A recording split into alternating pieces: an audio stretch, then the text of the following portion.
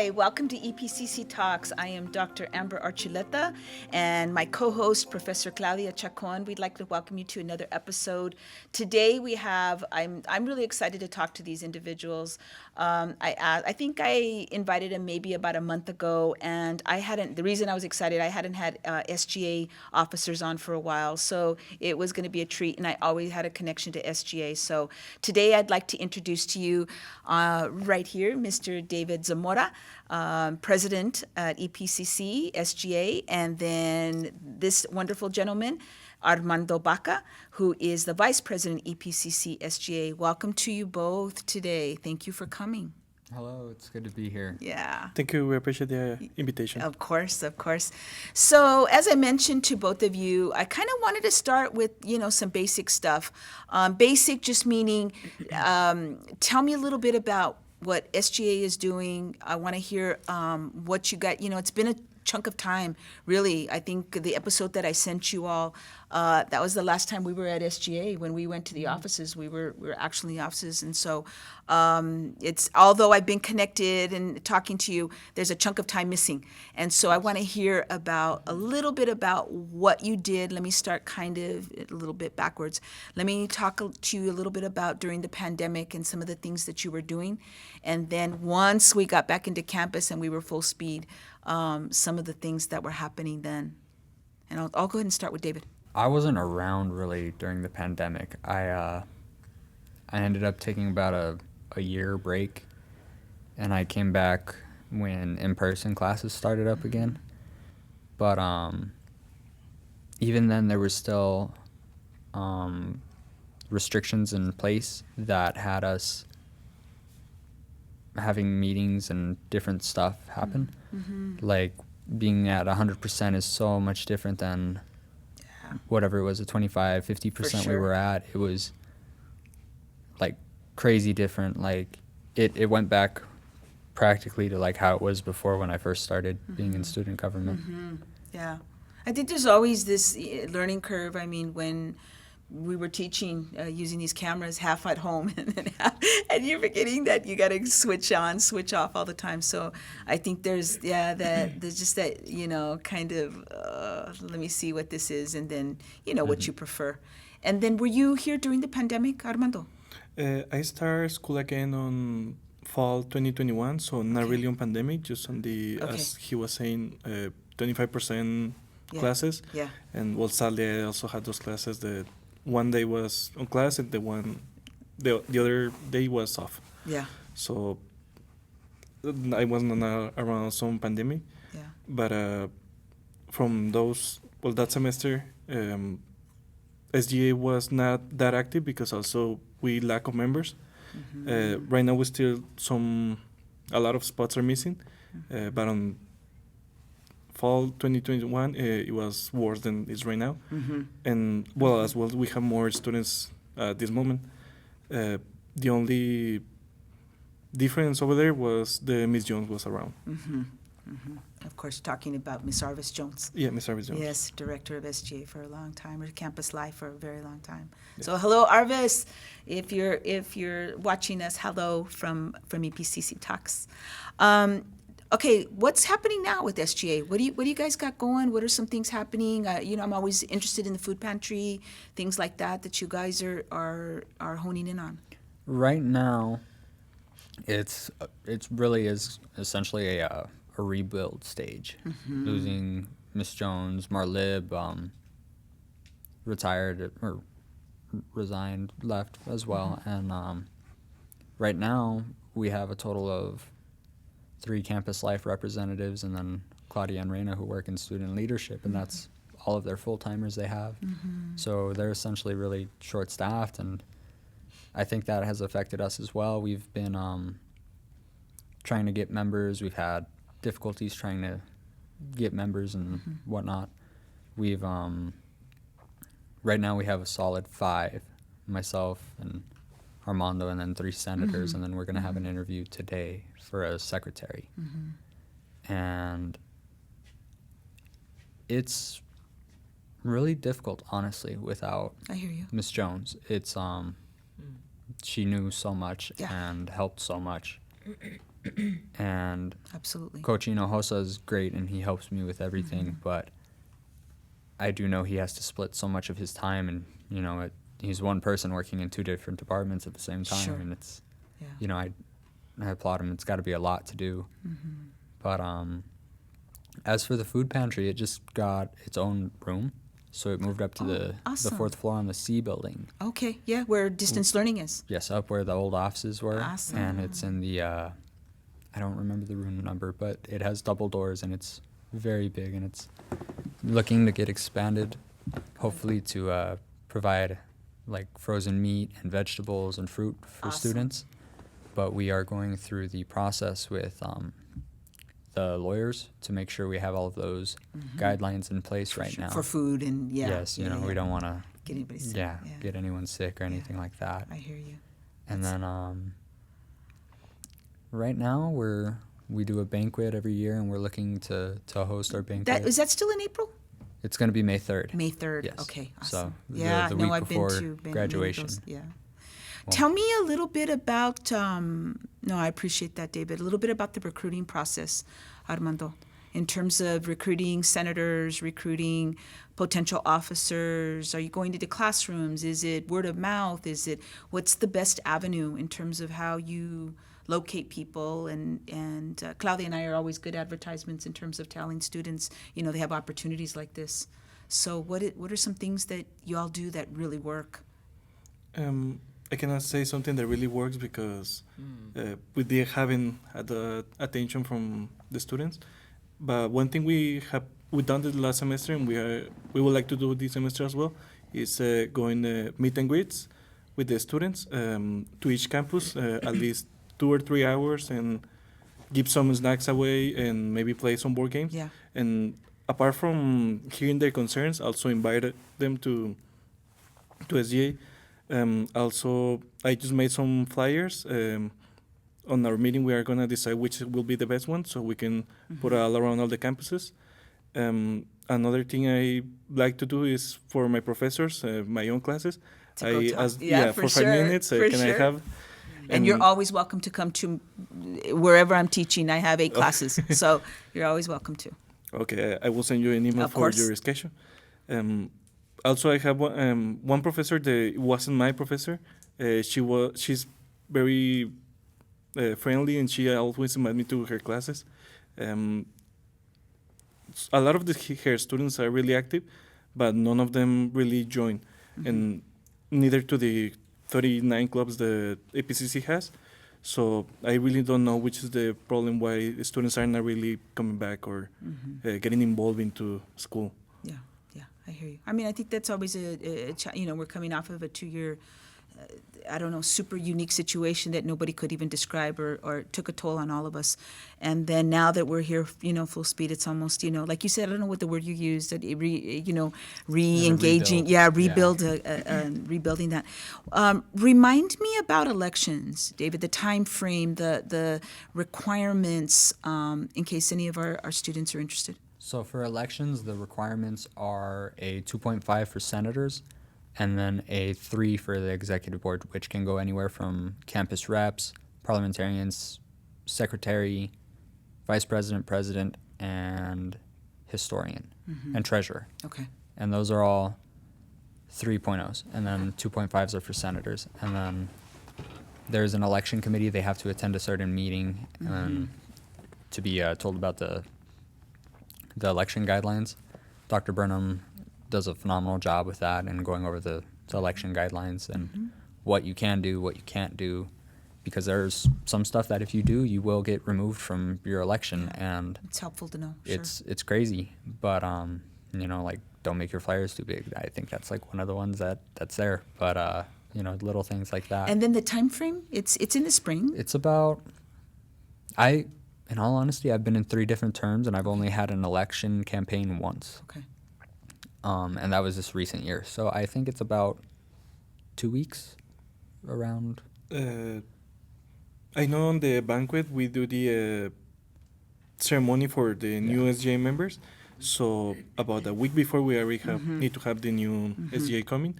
Last week of April, Yeah, it will be probably, right? Yeah, mostly. of course, I don't know the dates on top of my head, but Yeah, no worries. it should be on April around. Yeah. Yeah, and then I'm hoping that with recruitment, and I know Armando's created 3 different flyers that we can, whichever we decide on, it gets approved, and then we can post it. And I'd love for it to help impact our group, but if it doesn't, I'd love for it to impact the next group. And I think For the next sure. group's gonna need, help too, For because sure. we need help. Yeah. Every group needs help. I went from a group of 14 when I first started, and I've been in 2 groups of 5 since, and there's a big difference between how many people you have and how many you don't. Yeah. And No, I totally understand that. you can get so much done with the right people also. And right now I feel like we have a pretty solid group, but sometimes it's you'd like a little more help sometimes. Yeah. Yeah. No, I hear you. It fluctuates for sure. Tell me some things that you're concerned about as a student, Armando, right now. Things that are on your mind, things that you're processing as a student. It's complicated because, well, I'm 24 years old right now, so I already see kind of the both sides of the problems. So right now I'm really concerned about students getting back to school because, well, I also have an internship on UTEP, and I still go over there every day, but I still don't see that many students on UTEP that I used to saw before. So that's my concern, that in general, the general public is not going to school again Yeah, I or hear you. back, or I don't know how to explain it, Yes. because I know a lot of the students are from high schools, just getting right into They have an opportunity to work, right? Yeah, for sure. Yeah, the economy, for sure. the older students like myself. We are a really low percentage, but as right now, in a lot of my classes, I have seen more of the older students than younger students. So that's my concern right now. I hear you. In general, as a student, I see what's going on right exactly. I don't hear the people talking about students getting back. I actually see them, and I know what they're saying, and it's complicated. Yeah, no, I hear you. I really do think, what you're saying is important. Enrollment affects us. It affects you. It impacts each institution, and for sure, I mean, doing everything we can to, get back to, if it's possible to get back to, and if it's not possible, at least try to ensure that, we're making these pathways to make it easier, for students to move and back into EPCC. Concerns that you have, David, right now as a student? Concerns that I have, the main concern I have is retaining students in the campus. I think that was, getting students engaged and ready to, succeed. What a lot of people don't know about me is that actually my first semester, I completely flunked that first semester. I had a .66 GPA. And I've seen a lot of students have that happen, and I've seen a lot of students just kind of like put their head down and just think like it's done, and it's not. You can, especially in your beginning semester, it's so easy to come back from that if you just have the right mindset. You need to be able to go and, sit there and think, okay, yeah, I screwed all that up, but I can fix it, and I'm gonna fix it. And that's the number one thing, is that you have to fix it. But engagement, whether it's in events or anything, I think the union's opening up, that is a great thing for students, because I went gives them- by the other day. I saw it dark, and I got a little sad. Because Yeah. you remember. I remember walking students over there. Where's it? And you walk in. Just fullness of life. Yeah, and I think the unions are a great place for students, because it lets you engage with other students and meet other students, and I've met a lot of great people through them. And actually, the unions are the reason why I'm in student government, and I've pushed that since I've joined, because it's something, I guess, near and dear to my heart, you'd say, that, I know, because I found student government that way, that, there's other students that could find it that way, because sometimes, you don't hear about it. Sometimes you don't go to your orientation, sometimes you go to your orientation and you just don't remember. I don't remember them talking about student government in mind for some reason. I don't even, that was 5 years ago. I can't think of my orientation. But I think those are great things for the students. And I know right now we're looking at building one at Mission, but the inflation has halted our progress because, you know, all the materials. Yes, no, I understand. You have X amount of dollars for X amount of stuff, and next thing you have X amount of dollars for less stuff, and it's, you know, you're trying to get what you can for what you need. Yeah. No. But I think, like I said, just getting students engaged, and you know, I think Campus Life does a great job with their activities and getting them to participate. And They I really think do. there's a lot of professors that do a lot more than just having to be a teacher and going and teaching you, you know, math, and they help students get engaged. And I think that's something that's great. I'm a communications major, and I think every single one of my communications teachers, they've all been phenomenal. Ms. Figueroa, Mr. Head, Mr. Towns, Mr. Hanley. If I'm forgetting one, Definitely a great discipline for sure. you know, they're all great, and they've all Yes. helped me in different ways. And that's just the communications department. There's still math and history and everything For else. sure. And government. And, government. Yeah. For sure. Yeah, and there's a lot of other teachers, you know. No, I that- hear you. I mean, I think, you know, and, you know, I want to move a little bit away from SGA stuff and talk kind of, this is a wonderful segue, talk a little bit about your own academic journeys. And I'm glad you raised that, David, about, and I'll get Claudia in here in just a second, about, you know, trying to figure out that first semester. I tell my students I was not a great student.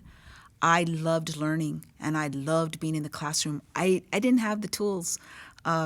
You know, I didn't come from the pedigree of having parents or grandparents go to school, you know, pretty much on my own. So, you know, failed a lot and fell a lot during that first semester, but enrolled, was, I think, on probation. And then, you know, they gave me an opportunity to enroll again, and I got, you know, with people that really could help me. So I'm glad you mentioned that, because I'm thinking that a lot of our identity is this, you know, come on, succeed. What are you contributing? What's going, you know, and I think that's where we miss a lot of telling our story about what has happened to us, and, you know, kind of making that like, again, a segue for more conversation and trying to get students to identify, hey, I was there. I understand exactly what you're going through. So There's several ideas that just popped into my head based on both of your conversations. This concern about getting students involved, right? And I had this discussion with UTEP people because they've noticed their enrollment they've dropped. And one of the things that somebody brought to my attention was that don't forget that many of these people started their college in high school. So there's many of them are literally skipping community in the basics, and so they're jumping into university. So that could be a problem. The other problem is that don't forget that most of these people, they're called pandemic students, so they're not used to that one-on-one like we are, like all of us are, right? We have that one-on-one conversation, and you know, we participate, we go out there. These people basically come from, which is sad, or, you know, it's a double-edged sword, come from playing behind a computer. You know, they were stuck in a computer through their high school years, and so they expect more or less the same culture to proceed. And so that, of course, hurts SGA, and it hurts us to a certain point because they're not used to having these interactions.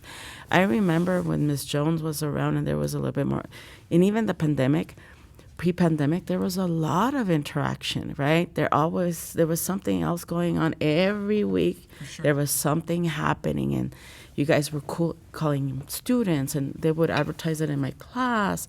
But that's that thing that I think we cannot get used to, that dynamic that has changed.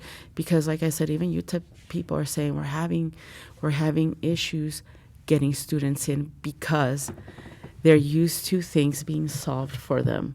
They're not the go-getters that came pre-pandemic. We have to literally drag them in. And so maybe this is where you need to switch that okay, we're not going to have to literally bait people in, right? And so I know it's a lot. It's a lot to think of, because I, even in my classroom, I don't know if I stand before them, and luckily I have a mix this semester, but I have to think about how do I get students engaged when they were used to, a lot of them say, literally they straight out tell me, I'm a pandemic student, miss. I'm like, oh, okay. So I know that the way you grasp information is going to be different to those people that went through high school pre-pandemic and then they were in college pre-pandemic. So the way they grasp information is completely different. So there's not that interaction anymore. It's more like, well, you tell me kind of thing. And it's like, oh my God, let me wheel them in. And so I think you have a lot of work ahead of yourself, not to be disencouraging. We're all in the same boat. I mean, admin people, professors, you guys are obviously, I mean, this is the first time that somebody on the student side tells me, hey, we're going through the same issue, kind of sort of like we are, you know. And I understand. I completely understand. I mean, and we're learning as we go. You know, we're learning as we go. There's been a big learning curve. I want to hear about you, Armando. Tell me a little bit about your educational journey, how you got to school. I'm always interested. I think that an individual story is one of the most powerful tools we have as human beings. I live for stories, and so I think, like I said, I was telling David, the weight of somebody's narrative can be very powerful I sometimes look at that first podcast that we did with Brian and Giselle, and I'm listening to some of the things that Brian said that day. And I'm looking at, we're talking about Brian Mena, by the way, former SGA president, and then superstar of the state of Texas and all these other places. Some of the things he stated, and his journey and where he is now, and I'm just incredibly just proud just to be associated. But I want to hear a little bit about you. Well, I graduated from high school in 2016, Austin High School. And right after that, I entered UTEP, trying to pursue a nursing degree. Then on spring 2018, I quit school for 4 years. And on the pandemic, I worked as a delivery guy for DoorDash, Grubhub, Uber Eats. Sure.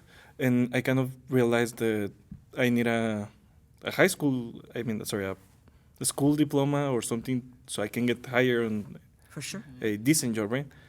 And I enrolled back to EPCC on fall 2021, and only by luck I got into the class with chemistry for Karina Castillo, Dr. Castillo, and she introduced me into the chemistry club, and that's how I started getting involved into school. And because of the SOC meetings, I realized there's a bunch of more clubs, and there was SGA, and also Karina Castillo told me you should join, right? It's a good place for you to keep on going, and that's how everything started going. So this is my last semester here on APCC, and I'm moving to UTEP for my bachelor in chemistry, and after that I'm not completely sure what I'm going to do, because I would like to do a graduate school for PhD, but I don't know exactly where, because I was thinking on physical chemistry or toxicology, but lately I have been looking some signals that I should be doing pharmacy. I hear It's a great program, for sure. Yeah, and I realize that APCC has a pharmacy tech that maybe I can do, so I can realize if I want to do pharmacy or gives maybe you not really for me. it gives you that opportunity to see, okay, I'm in, but I can pivot if I need to. Yeah, for sure. No. So, that's my story, and that's how I'm trying to finish things. Good. Let me ask you guys a little bit about some things, maybe a vision you have. David, you had a magical wand, and the pixie dust and the unicorns and the cupcakes and the puppies all came, and you could magically just, do something for SGA as, a visionary. What would you leave as your legacy? For my legacy, I just want to leave them with as much knowledge as I have. I know that I've been at EPCC for 5 years, and I've done 3 different terms. I would say a full term, but it really wasn't a full term. It was like 3/4 of a term, because at that point then we got hit with the pandemic, and I went into... it was spring break, and yeah. Yeah, and, we thought we were coming back after 2 weeks. No, we came back after like a year or 2, and I have that experience there from that, and I think that is something that now that others have left, student leadership and everything, I think that I need to leave that with them so that they have something. I know I won't be able to give them everything I know, because there's some stuff that I can't remember, there's some stuff that comes and, I'll be sitting there and the next thing it just hits me and I'm like, oh, that's what it was. And it's hard to get it all right. And there's a lot I learned even with the last group I was with, even though I was with them for only a semester. And it was a pandemic group.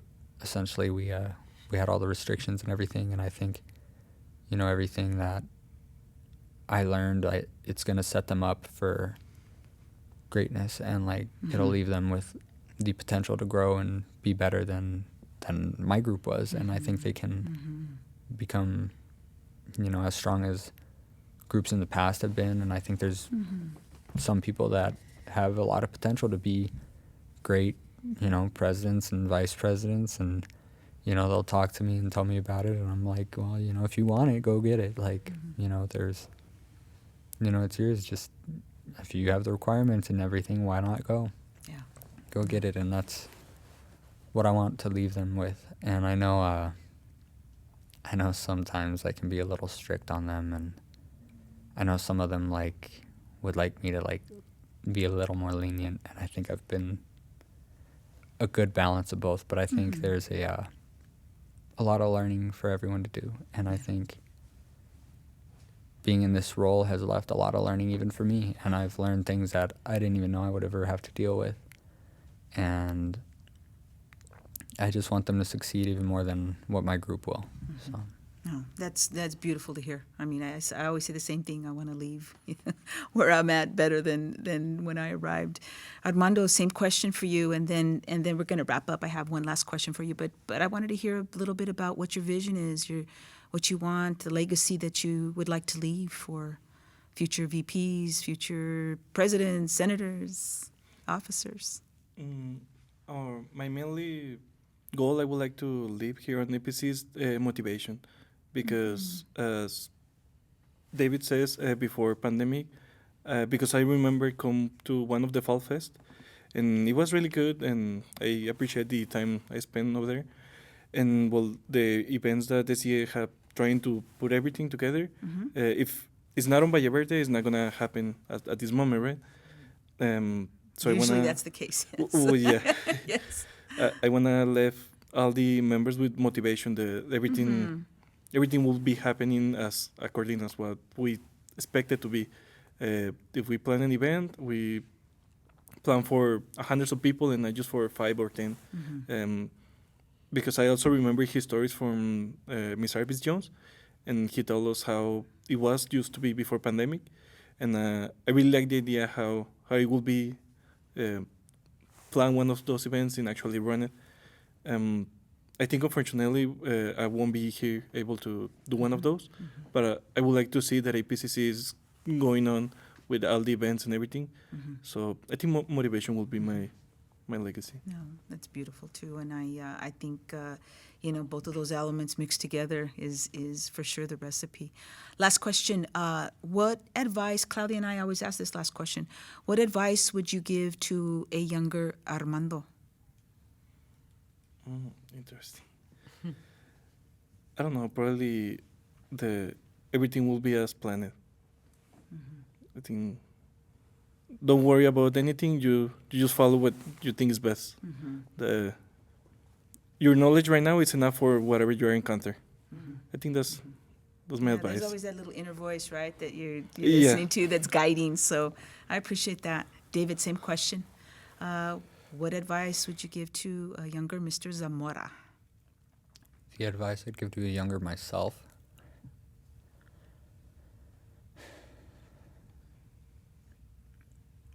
You're gonna fail a lot, and it's gonna be in a lot of different things. But this is going to like 18-year-old me. But you know, I have a bad knee. You had two good knees at the time. You had everything, you know, perfectly right how you wanted it, and you were a forensic chemistry major. I just want to let you know that things are going to change, and you are going to, I won't say how many times change your degree plan, there's a few, but you're going to figure out what you want to do eventually, and it's going to be because you needed that time to grow as a person, and you needed it because where you were in life is not where you would have wanted to be, and right now where you are is exactly where you want to be, because everything I do way too much. I do an incredible amount of different things, but right now where I am, I wouldn't trade it for anywhere else I've been, and that's including my knee. You know, I think that's something that's a little crazy. You know, would I wish I had a good knee? Yeah, but because of that, I'm here, and you know, I think when you go through that, and when you're 20 years old and you tear your ACL, I know you're kind of thinking it's over and everything. I know that's exactly what you're thinking, but I just want you to know that it's going to be okay, and everything's going to get better, and you're going to be on the right track eventually. And you're going to graduate when you need to, and it's going to be, you know, 3 years later than expected, but it's going to be with the right degree and with the right plan and with everything that you have lined up. You're going to be fine. You're going to be in a lot better situation than you were before. No, I just want to say that I appreciate you both for coming on and sharing those things. I think that they just resonate with me in many ways. Just, you know, your growth. You see individuals. I mean, we don't know each other that well, but I wish the absolute best for both of you. Thank you so much for your time today. Claudia and I are grateful for, you know, the things that you shared, your insight, and as I told you, you're welcome to come to any of my classes. So on behalf of EPCC Talks, Professor Chacon and myself, I'd like to say thank you again for tuning in, and grateful to both Mr. Zamora and Mr. Baca, and we appreciate you. We'll see you soon. Bye.